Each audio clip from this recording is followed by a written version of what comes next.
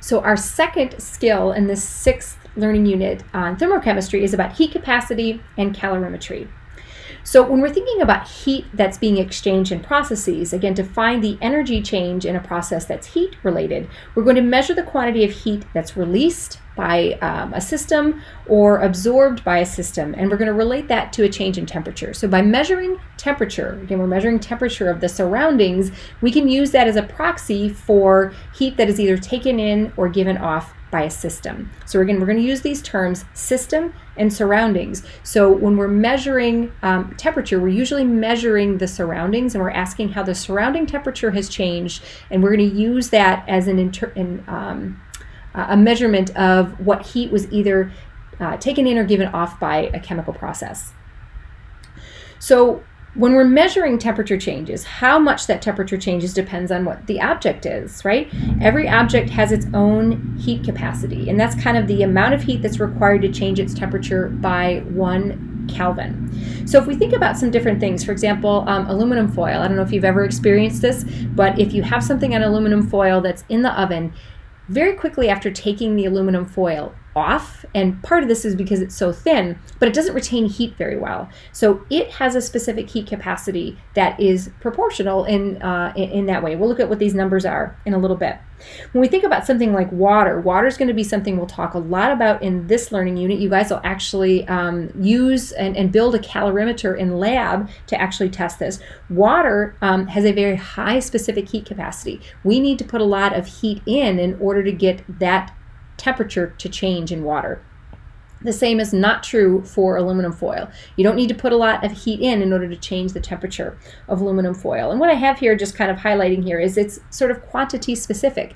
The amount of heat that we'd need to put in to heat a glass of water is going to be very different from the amount of heat that we'd need to put in to change the temperature of a swimming pool's worth of water. So when we see the units of this and we think about different substances and their heat capacities, this will hopefully make a little bit more sense. So when we think about specific heat capacity, this is the quantity of heat that's required to change the temperature, and this is where we contextualize this of a gram of an object by 1 degree Kelvin. So I'm just going to kind of zoom in here and kind of show you these different things. Remember, we just talked about aluminum. Aluminum has a low heat capacity. A small number for that. We don't need to add a lot of heat in order to change 1 gram of aluminum 1 Kelvin.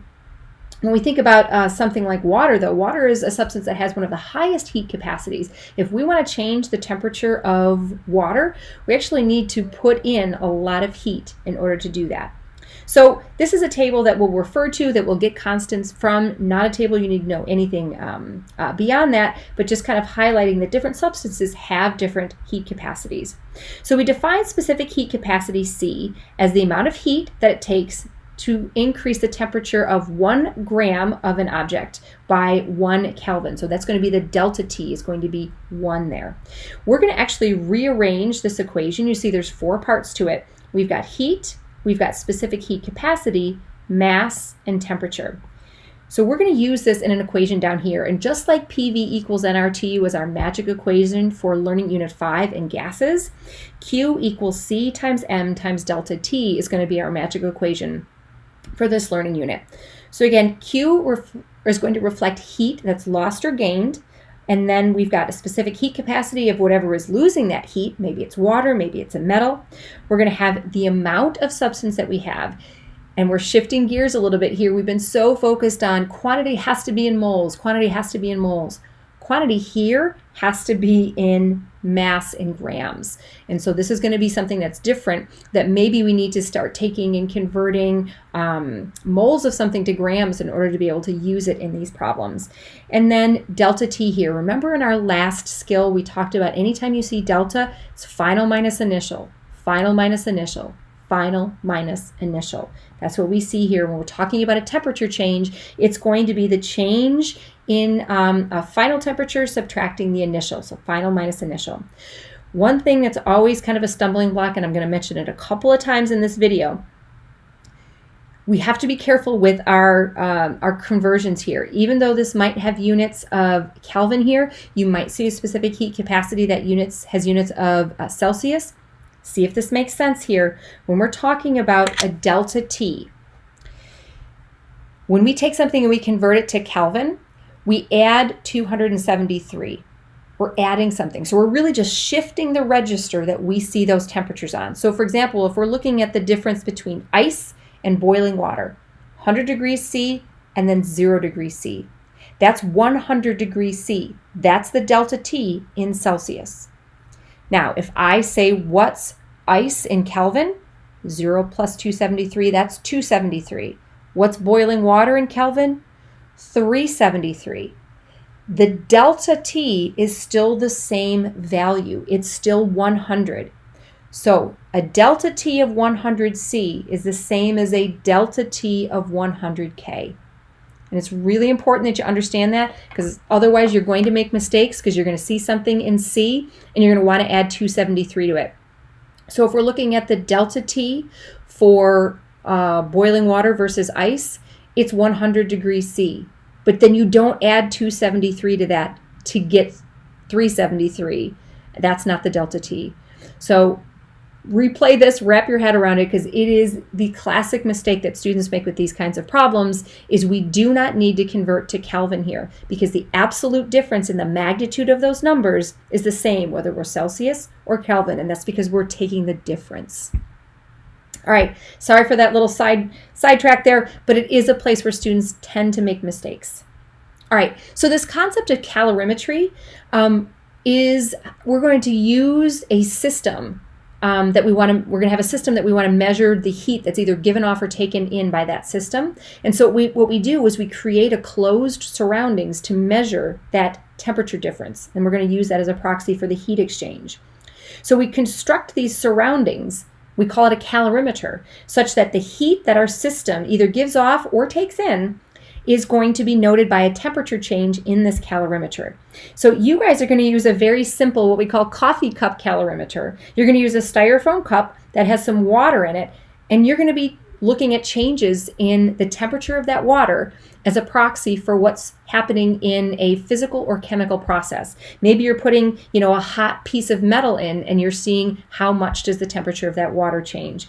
Maybe you're actually mixing some chemicals together and the heat either given off or taken in by that chemical process is going to be reflected by a change in the water. So you guys will actually do this in lab. We're going to do some calculations with it here in lecture. But to highlight, this is how they figure out calorie content in foods. They literally burn the food in a calorimeter and they measure how much heat is given off. Remember, a combustion reaction is fuel plus oxygen gives carbon dioxide, water, and energy. That's how you metabolize foods, right? The energy is ATP that you use. What they do to figure out the calorie content of a food is they physically burn it. They light it on fire and they see how much energy is given off. And that's how they know how much it's going to be worth for you when you burn that food, you metabolize it. So we'll talk a little bit about some of the differences that we have here when we have a specific calorimeter here that we can call a bomb calorimeter rather than this coffee cup calorimeter. But again, it's all going to be about this equation, C equals Q times M times delta T. So just like we had PV equals nRT, here we're going to have C equals QM delta T. I'm sorry, Q equals CM delta T. So that one doesn't roll off the tongue as easily. So this is going to be the important equation. And I want to highlight, just like we did problems with our gas chemistry that allowed us to think about unknown variable and changing variable problems, the same is going to be true here. So much like changing variable problems where we had PV equals nRT and we had R sort of as a constant here, one of the things that we'll see is we can treat this as sort of having a constant. That constant is going to be Q. We're going to see the heat given off by one system is the same as the heat taken in by the surroundings. Okay? So I'm going to introduce these here. We'll explain these two, and then I'm not going to go through an example problem here. We'll save that for class, doing unknown variable or changing variable problems, and you'll have one of those flavors as your in-person quiz. All right, so if you have an unknown variable, basically of these four pieces of information, heat, specific heat capacity, mass of your sample, or the change in temperature, one is going to be unknown, and you're just solving this problem for that unknown. We're not seeing an exchange of heat here. We're basically having a static system that we're just asking about how much heat is given off or taken in by a specific substance that has a given mass and is going to experience a specific temperature change. With a changing variable problem, remember our first law of thermodynamics that we learned in our first skill? We said energy cannot be created or destroyed. We really just exchange that energy in different forms. So we can equate the heat lost by one system to be the heat gained by another. So we're going to talk about this as heat exchange. So the heat lost is going to equal the heat gained. And notice that we have to have, if heat is being gained by a system, we're going to be taking it in, and so we're going to have a heat loss. So one of these is going to have to be negative here. So again, this is equating it to when we had R, that the gas properties of one gas is always going to be equal to R, and then as we manipulated those properties, it still was going to be equal to R. So we could set those two conditions equal to one another. The same is going to be true here. We're going to set two Cm delta T's equal to one another for initial and final. So I'm going to run through kind of a generic example here to kind of highlight how these two different problems work. But we're going to take the same kind of approach that we had with our gas law stuff. We're going to use a systematic approach. We're going to summarize whatever the variables are, identifying maybe things that aren't changing, maybe things that are held constant because we don't need to worry about those. Those can cancel out. Remember, we're doing a multiplication that we have here. Make sure that we have everything in the correct units as necessary. The big one here is going to be that we need to have quantities in grams. So we might need to be using molecular weight to do those conversions. And we're always going to be solving our equation first for our unknown variable before we put quantities in. It just makes it a little bit less messy to think about. Okay, so let's talk about these two specific problems. The first one, unknown variable problem. Again, you'll be given 3 out of the 4 pieces of information. The 4 pieces of information are heat, which is the variable Q, has units of joules. Heat capacity, sometimes you'll see joules per gram degrees Celsius, sometimes you'll see it as Kelvin, but remember, since we're talking about that absolute difference, it's not going to be that problematic. And then quantity is always going to be in grams. Temperature needs to be, it'll be the same whether it's Kelvin or degrees C, but keep in mind that absolute difference is not going to change what that value is. And then again, you're going to be asked to figure out whatever the remaining variable is. So you will use this equation directly. You will have Q that you use, looking at sort of the standard variables that we might have, keeping in mind sometimes we see this as Kelvin, sometimes as degrees C. Just remember what we need to think about with our delta T. So again, spots where students can get tripped up with these problems. Sometimes if we're using a calorimeter, what they do is they put these two terms together. So you're going to have the mass of the calorimeter, because that's really what's changing in its temperature, is the mass of your calorimeter. So you'll actually have these two pieces kind of held together. So let me actually highlight that here so we can see what I'm talking about. So for a calorimeter, sometimes heat capacity is combined with mass. So you're going to see these two things together. So that means you're only going to have 3 variables that you'll have there. Again, heat capacity is going to use a quantity in mass, not moles. We can see that here where we've got grams. So make sure that you have the right quantity. You might need to use molecular weight to convert moles to mass. And then delta T, having the same value regardless of units of K or degrees C. I have said this probably 5 times so far, right? It doesn't solve for delta T don't solve for delta T in terms of Celsius and then add 273. If it's already in Kelvin, it's fine, but you can take the difference in Celsius, but then just change the unit to K. And I know that feels a little bit weird, but hopefully you understand why that is the case. All right, so let's talk about our changing variable problem. This one gets a little bit messier, if you will, just like our changing variable problem with PV equals nRT did, only because we've got more variables. So by setting 2 heat capacity equations equal to one another, just like we set 2 PV equals nRT equations sort of equal to one another, we're going to have the Cm and T for energy that's lost equal to the Cm and T for energy that's gained. Remember, we're assuming the first law of thermodynamics. We're not losing energy. It's just exchanged between systems. Sometimes if you're solving for T sub F, this can get a little bit difficult with the algebra because all of these are just multiplying together. But if you're solving for your TF, that can be a little challenging. So I'm going to talk about that in just a second down here. You don't see Q as part of these equations. Remember, just like we didn't see R with our PV equals nRT stuff, you don't see Q with these types of calculations because we're setting the two Q's equal to one another. Okay, so again, we're going to have final and initial values here. So spots where sometimes students can get tripped up. So 6 variables in this. It's actually more like 7 or 8 variables because there's going to be the initial temperature of something that starts out, and then the initial temperature of, like if you're mixing hot and cold water, there's the temperature of the cold water when you start, there's the temperature of the hot water when you start, but then when you mix them together, they actually have the same final temperature. I'm going to say that again down here because this is kind of highlighting here. I'll come back to this 6 variable piece. Temperature final is going to be the same on both sides. If we are exchanging heat between two systems, let's take it as hot and cold water.